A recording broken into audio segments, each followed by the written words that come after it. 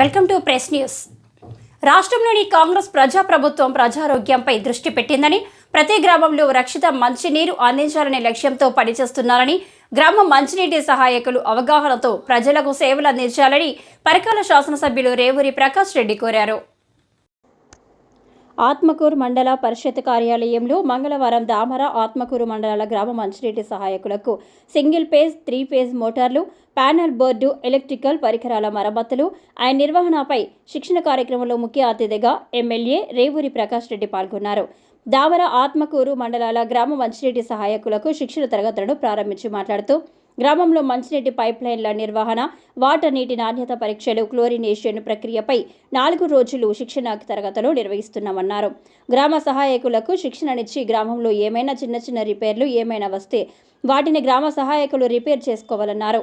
గ్రామాల్లో స్వచ్ఛమైన నీటిని అందించేందుకు చర్యలు తీసుకోవాలని, అలాగే గ్రామ ప్రజలకు సరఫరా చేసే మంచినీటి కలుషితం కాకుండా ప్రజలకు అందించాలన్నారు.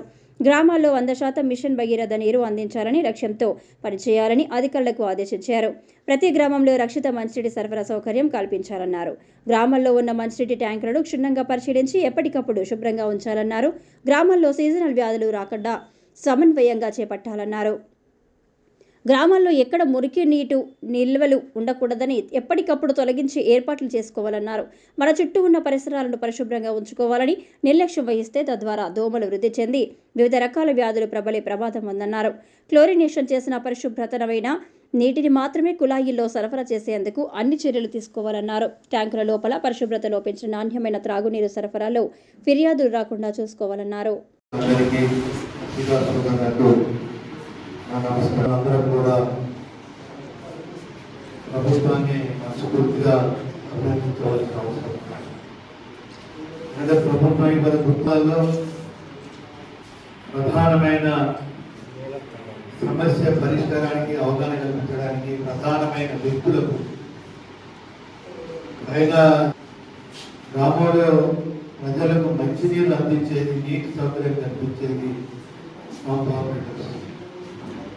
ఒక రకంగా ఒక ప్రధానమైన భూమికను, బాధ్యతను వీరందరూ నిర్వర్తిస్తారని చెప్పడానికి మరి ఈరోజు ప్రభుత్వం నుంచి మీ సేవలను ఇంకా మెరుగుపరిచి దాని ద్వారా ప్రజలకు సరైన సౌకర్యం కల్పించే దిశలో ఒక విషయం ఏంటి అంటే, నేను మొదటిసారి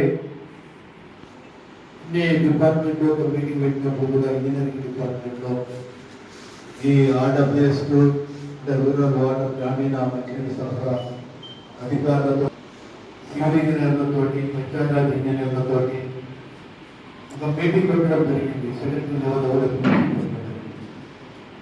నేను ఆ రోజు అకౌంట్స్ చూసినప్పుడు, ఖర్చులు చూసినప్పుడు ఎలక్ట్రికల్ ఎక్స్పెండిచర్స్ శ్రీనివాసరెడ్డి గారు చెప్పారు, ఆత్మబుద్ధి వచ్చి 1,75,000 ప్రతి నెల వచ్చేది.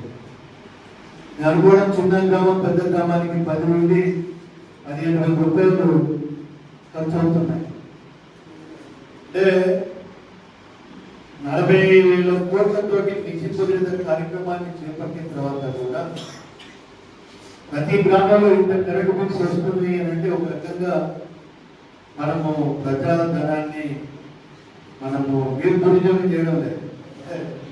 అనాలోచితమైన కార్యక్రమాల ద్వారా అయ్యే ఖర్చులు చెప్పామంటే మంచి సురక్షితమైన నీళ్ళు ఇస్తున్నామో అని అంటున్నాం. కానీ ట్యాంక్కి ఎక్కించడం వల్ల ఏమవుతుంది అంటే రావాటర్ దాన్ని తీసుకున్నారు, మిషన్ భగీరథ వాడుతున్నారు అన్నప్పుడు ఇక మనం మిషన్ 40,000 కోట్లు పెట్టి ప్రజలకు మనం సరైన నీళ్ళు అందిస్తున్నామా? దాని గురించి నేను ఏం చెప్పానంటే, ఒక వాల్ సిస్టమ్ పెట్టండి, జంక్షన్ ఒకటి డెవలప్ చేయండి అని అన్నా. ఎప్పుడైతే మిషన్ భగీరథ నీళ్ళు వచ్చిందో ట్యాంక్కి ఎక్కాడు అంటే ఆలోచించండి, టెక్నికల్ రైటా రాక బట్ నాకు చూసిన ఆలోచన ఆ గ్రామంలో ఎక్కడైతే వాటర్ దొరుకుతుంది అనుకున్నప్పుడు రా వాటర్ ఏమో డైరెక్ట్ పంపింగ్ అటాచ్ చేయండి. చేసడం వల్ల ఏమైతుంది, ఉదయం పూట పశువులకు స్నానాలకు బట్టలు పెట్టుకోవడానికి అది ఉపయోగపడతారు. మధ్యాహ్నం తర్వాత అట్లా వదిలిపెట్టినాం అనుకోండి, అది మంచినీళ్ళు పెట్టుకుంటారు, రేపటికి ఇవాటికి మంచినీళ్ళు పెట్టుకుంటారు. అవసరం ఉంటే ఇంకొక విషయం కూడా అర్థం చేసుకోవాలి. మనలో ప్రాధాన్యత ఇచ్చారు.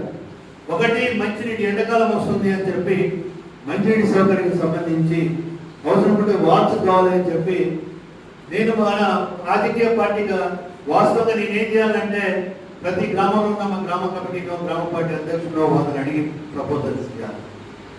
కానీ ఇది అందరికీ అవసరం ఉన్నది కనుక దీన్ని ఫస్ట్ ప్రియారిటీగా నేను 2,20,00,000 పైన నిధులు ఇవ్వడం జరిగింది. కాబట్టి సమ్మర్లో ఎక్కడ మంచి సమస్యలు ఏంటి బతుకుతున్నాయి. ఇప్పటికీ కొందరు మన బోర్డులో ఈ ఆత్మహత్యానికి అడుగుతుంటే అదే చెప్తాను. గ్రామాలలో చూస్తున్నాం 11 kV లైన్స్ అన్ని ఎస్సీ కాలనీ మీద బీసీ కాలనీ మీద పోతున్నాయి. అయ్యా వైర్లు కిందకు వచ్చినాయి, అయ్యా ఏఈ గారి మార్చండి షిఫ్ట్ చేయండి అంటే ఎస్టిమేట్ ఎంత మీరు డబ్బులు వాటి కూడా ఇవ్వడం జరిగింది. అవి పనులు ఇంకా కాదు. మొన్న సీఎం గారితో మాట్లాడాను, అవి కూడా తొందరగా పనులు ప్రారంభించేసి పూర్తి చేయండి అని చెప్పడం జరిగింది. అర్థం చేసుకోవాలి.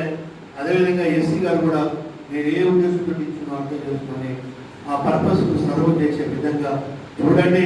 మన ప్రజల ఆరోగ్యం గురించే చెప్తున్నాం, మనం మీ గురించో నా గురించి కాదు కదా. అన్నప్పుడు ఒక్క మనిషి 10 మందితో చేసే తప్పు మొత్తం గ్రామం అంతా ఎందుకు భరించాలి? ఆ 10 మందిని మనం కంట్రోల్ చేయలేమో, మీరు చేయలేరా? ఇది అధిక ప్రభుత్వ ఆదేశం. ఇది నా ప్రయత్నం కాదు, ఇది ప్రభుత్వ ఆదేశం. అందునుంచి నీటిని సక్రమంగా ఉపయోగించుకోవడం వల్ల మీరు అందునుంచి నియోజకవర్గంలో ప్రతి గ్రామంలో 100% ఇవ్వాలనేది నా ప్రయత్నం.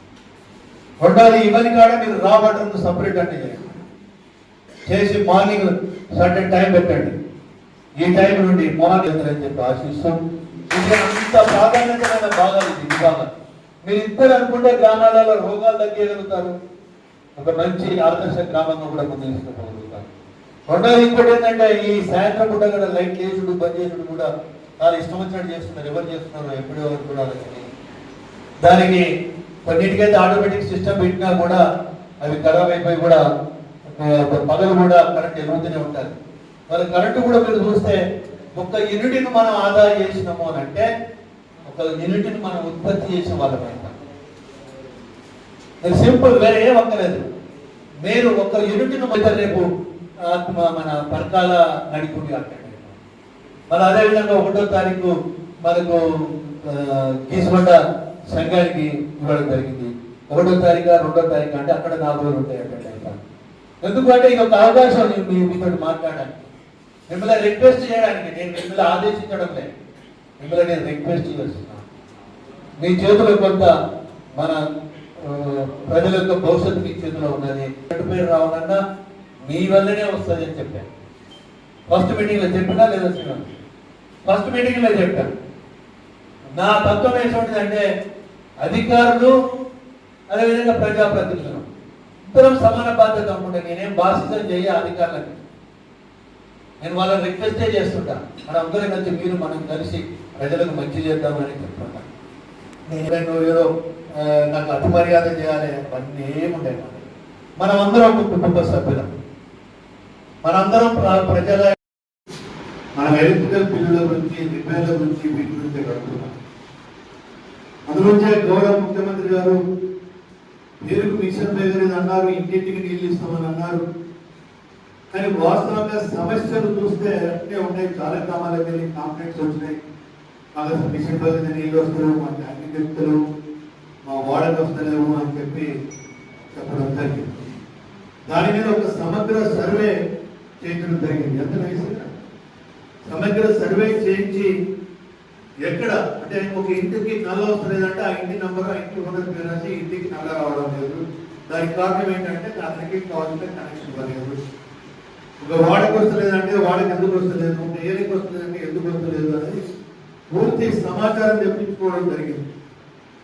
ఆ సమాచారాన్ని కూడా క్రోడీకరించి వాటికి నిధులు కూడా కేటాయించాలనే ఆలోచనతో ఈ సమాచారం తెప్పించడం జరిగింది ప్రభుత్వ పరంగా. ఇక్కడ ఒక విషయాన్ని నేను స్పష్టంగా గుర్తుపెట్టుకోవాలి. ఎందుకంటే నేను 94లో ఎమ్మెల్యే అయినప్పుడు ప్రధానంగా ఉప్పండి, నల్లబెల్లి, నర్సంపేట ప్రాంతంలో భూగర్భ జలాలలో అంటే బోర్ల ద్వారా కానీ బయల ద్వారా కానీ నీళ్లు అనే ప్రధానంగా బోర్ల నీళ్ళల్లో ఎక్కువ పర్సెంటేజ్ ఫ్లోరైడ్ అంటే ఫ్లోరసిస్ ఉండటం వల్ల చాలా రకాలైన రోగాలకు బలి కావడం జరుగుతుంది ప్రజలు. దాన్ని దృష్టిలో పెట్టుకున్నప్పుడు ఒక మాట డాక్టర్ అడిగాను, ఎందుకు వస్తున్నాయి ఈ పంతకాలు రావడం కానీ గర్భిణీ స్త్రీలకు సింగిల్ ఫేజ్ త్రీ ఫేజ్ సంబంధించిన మధ్య ఏరియా ఉంటుంది, తారతమ్యాలు ఏముంటుంది, అలాగే త్రీ ఫేజ్కు ఎన్ని ఫేజ్ దగ్గర వస్తుంది, అలాగే సింగిల్ ఫేజ్కు ఎన్ని ఫేజ్ దగ్గర వస్తుంది, దాని గురించి అవగాహన తెచ్చుకుంటూ అలాగే ప్యానల్ బాక్స్లో యాక్సిమీటర్, ఓల్డ్ మిక్సర్, అలాగే ట్రాన్స్ఫార్మర్, కాంట్రాక్టర్ల గురించి వాటి సమస్యలకు పరిష్కారం తెలియజేసాం సార్. అలాగే ప్రీవియస్ వాడకాలలో కూడా మనం అశ్రద్ధగా ఉండడం వల్ల ఈ స్టార్టరు సరిగ్గా పనిచేయకపోవడం, నాసిరకపు వైర్లను వాడడం వల్ల తొందరగా రిపేర్కు రావడము, కొన్ని టెక్నికల్ ఇష్యూలు మనం సొంతంగా చేసుకోవడానికి టెక్నికల్గా వాళ్ళకి కొంత అవగాహన కావడానికి కొన్ని టెక్నికల్ ఇష్యూస్ చెప్తాం సార్. దానిపైన కొన్ని టెస్టింగ్ కూడా ప్రోగ్రామ్ నిర్వహించాం సార్. కొన్ని 10 క్వశ్చన్లు నిర్వహించి